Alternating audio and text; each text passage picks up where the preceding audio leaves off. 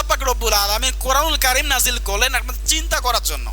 আল্লাহ রাসূল যদি 63 বছর জিন্দেগিতে তার এই একটা সময়কালে কোরআন ব্যাখ্যা করে তার উম্মতদেরকে বুঝিয়ে দিতে পারে, তিনি তো ব্যর্থ নন। তিনি কি ব্যর্থ? কিন্তু আমরা লাআল্লাহুম তাফাক্কারুন, আমরাই ব্যর্থ, কারণ আমরা কখনো কোরআন নিয়ে বিশ্লেষণ চিন্তা করি না। করেন? কখনো রাতের বেলা 12টা-1টার সময় উঠে দেখি এই আয়াতের ব্যাখ্যাটা কি দাঁড়ালো, কি হতে পারে, একটু চিন্তা ভাবনা করি? চিন্তাও করি না। কোরআন আমরা সঠিকভাবে পড়তেও পারি না। এজন্য কোরআনের সঙ্গে সংস্পর্শে আসেন।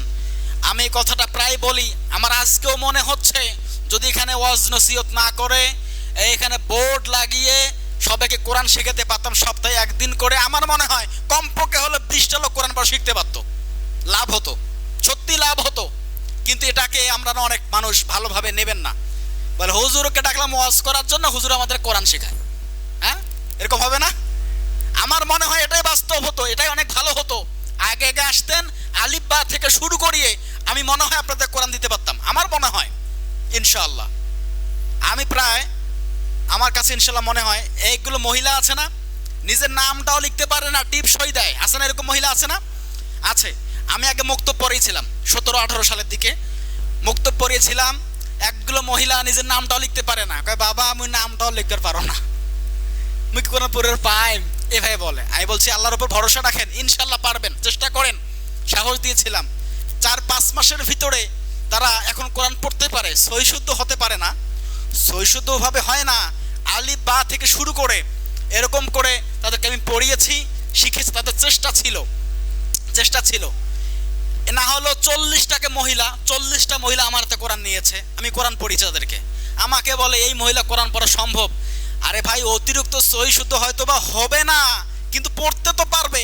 ভুল পড়লে ওনার জন্য আরো বেশি সওয়াব। কথা বলছেন না কেন? যারা কষ্ট করে কোরআন পড়ে এদের আরো বেশি সওয়াব, তারা শিখেছে। প্রায় 80 জন মানুষকে আমি কোরআন দিয়েছি এভাবে, যারা পারে না তার মধ্যে শিক্ষিত, অর্ধশিক্ষিত, একেবারেই যারা পড়ালেখা জানেন তারাও কোরআন পড়েছে।